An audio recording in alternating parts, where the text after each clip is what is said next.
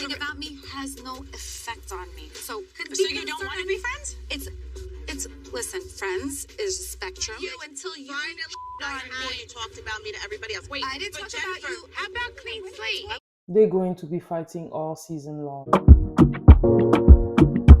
Hi everyone, welcome back to my channel, and today we're going to talk about The Real Housewives of New Jersey, episode 2. Let's get right into it. So we're back at Dolores' fashion shoot for the calendar, and she's going back and forth with Jennifer. Jennifer ends up leaving, and when she's in the car talking to her husband, we realize that really Jennifer wants to be babied. Jennifer feels that Dolores was not a good friend to her. And I think that the problem that Dolores has is that Jennifer was also in the wrong. So even though her friend was in the wrong and she knows it, she wanted to defend her friend, but at the same time, she knew she was wrong. So she's basically in the middle of a situation where she is forced to make a decision. And I think it's not easy because Dolores knows that Jennifer has her wrong, but at the same time, she's trying to defend her, and it's difficult. I think that Jennifer wanted Dolores to not try to be fair and just defend her because she is her friend. Let me all know what you think in the comment about that. So yeah, Dolores said she's done with Jennifer. She doesn't want to go back and forth. And I think that at this point, it's kind of easier for Dolores to just say F her, because she feels that even though she was undefendable, she still tried, and this is what she's getting in return. I think that what Dolores should have done is to take Jennifer aside and make it clear to her that she was wrong in certain instances. I think that by twerking on the fence so much, Dolores made herself look like she doesn't really support Jennifer, which is really not the truth. I think that she is. We see Teresa talking with a wedding planner. She is getting ready to send the invite for a wedding. It is imminent. She's excited. She said she wants it to be all over the top.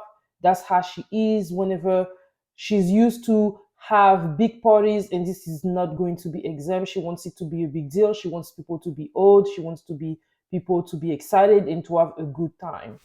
Then we see a bunch of clips of the housewife with the kids. I must say those New Jersey housewife kids are hilarious. When Jennifer's daughter was talking to her about the nose, and when Danielle saw the jokes he was making, I thought them kids were hilarious. So I love that. Them kids, they have more personalities than their parents. Next scene, we have Joe and Melissa. Once again, they're talking about how bad the situation is with Teresa. Melissa said that apparently they were invited to host somewhere in LA for some stuff, and the atmosphere wasn't really good. Joe is expressing that he's really disappointed in the way things are going between them.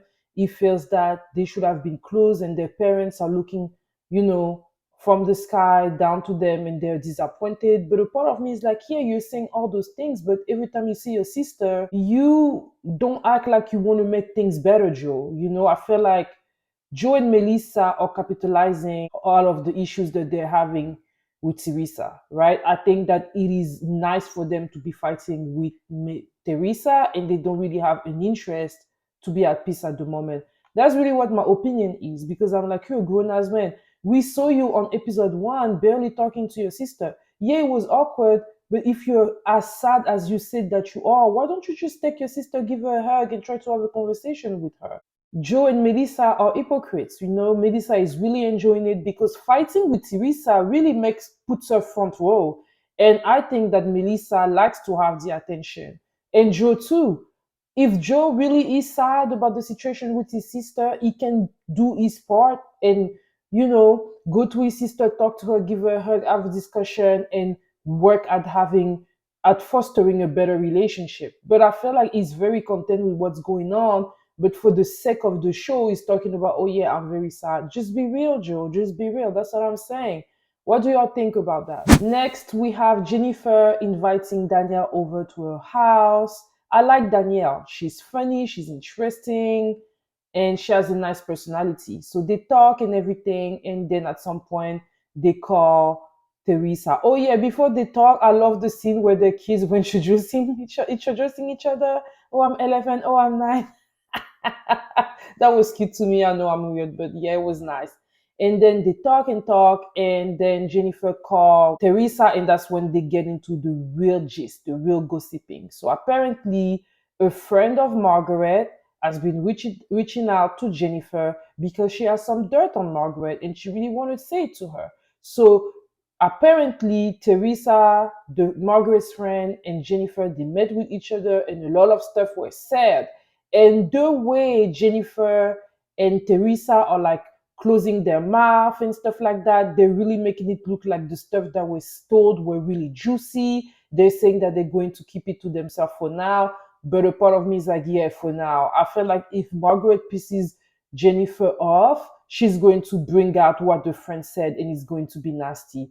Jennifer is not trying to befriend Margaret. So at the end of the day, as I said on episode 1, they're all effers. Margaret is an effer, but Jennifer is definitely one too. And the problem with Jennifer is that whenever she gets into trouble, she's going to cry away to safety and then she's going to be right back to creating drama.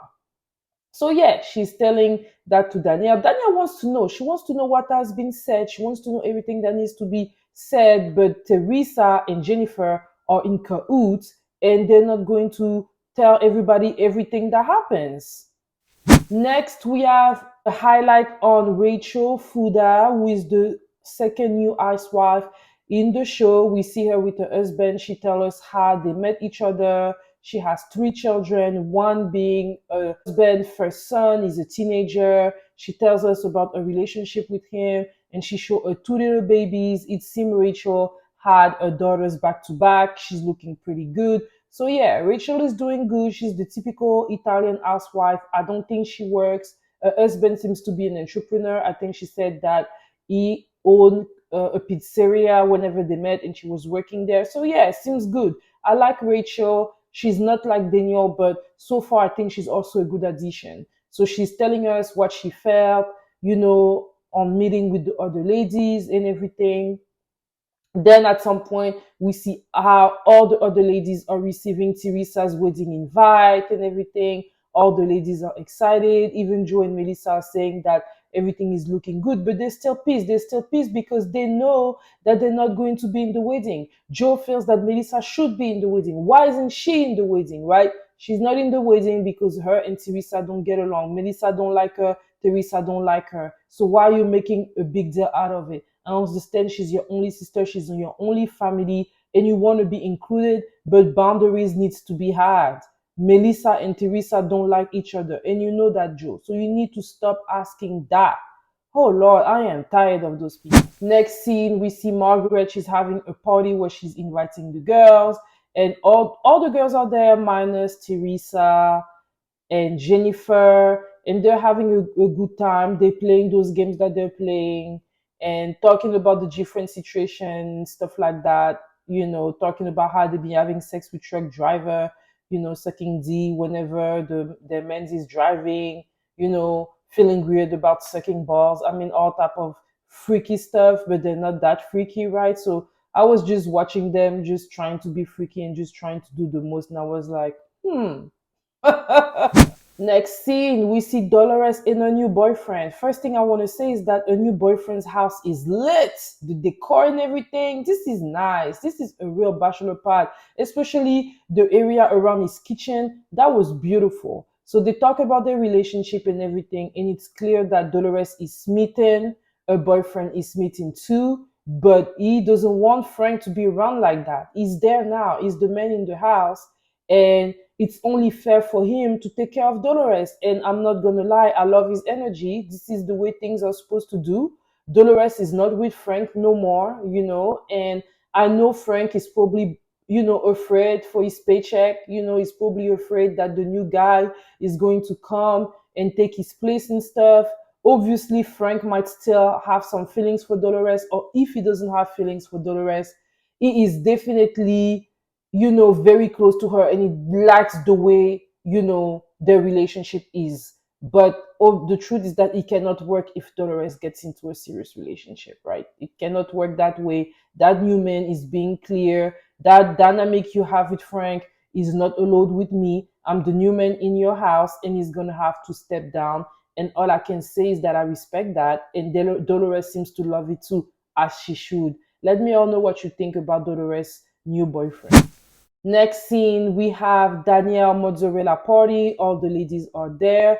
I like the new friends, the other friend that she's not an housewife, but she's a friend of. I thought she was pretty funny, like the way she tried to intervene in the fight between Dolores and Jennifer and stuff. I thought that was hilarious, the way she was eating, very goofy in the middle of the fight, I must say. So yeah, as I was saying, that there's a lot of fight that broke out. The first one was between Margaret and Jennifer. Margaret took Jennifer aside because she heard that Jennifer has been talking to her ex-best friend and she wants to know what's going on. So Jennifer is being real. Yeah, she approached me and I was curious and I wanted to hear. So Margaret is trying to understand, are we friends or not? Because you doing that is not going to work. But Jennifer is deflecting. When Margaret asked her if they're going to be friends, she said that friendship is in the spectrum. Girl, are you all going to be friends or not? I think that the answer is no. Jennifer would rather be your enemy, right? So yeah, honestly, when it comes to that specific part, I was more on Margaret's side. I mean, Jennifer, you had no business, talking to the girl, but they're doing it for the show at the end of the day. They're looking for drama, bringing drama, and anybody that's willing to bring some to them, they're willing to go with them, especially that Teresa. I don't know if she's really friends with Margaret like that, but yeah, obviously they're having a frenemy type of energy, and it is what it is. Honestly, I feel that when Jennifer was talking to Margaret, then Margaret left her and she went and talked to Dolores. Now she's talking about, I don't have a problem with Dolores. Dolores has a problem with me. Jennifer was being an hypocrite. Jennifer was being childish and she was not being real. As I said at first, I think that Jennifer just wants attention from Dolores that Dolores is not willing to give her, because Dolores feels that there is some part of her where she was wrong, right? And when it's like that, it's like, I don't want to baby you because you know that some stuff you do are wrong and you're not trying to compromise. And I think that's what's going on with Dolores. But Dolores is telling Jennifer, I'm done with you, girl. And Dolores has no choice but to accept it. She's almost trying to make herself look like the victim. And honestly, I don't see it for Jennifer at this point. I think that Jennifer needs to, she's like a mini Teresa. The level of delusion is something else. And then when they're done, Melissa decided that she wanted to bring a situation with Teresa again. So they're having a war fight about who is sitting where, why Melissa and Joe was not sitting next to Louis and Teresa. Teresa said she wanted them to be sitting next to each other, but she doesn't really know what happened. Melissa doesn't believe her, etc. and etc. And honestly, I am tired of those people fighting. As I said before, Melissa enjoys having issues with Teresa because that brings her in the forefront.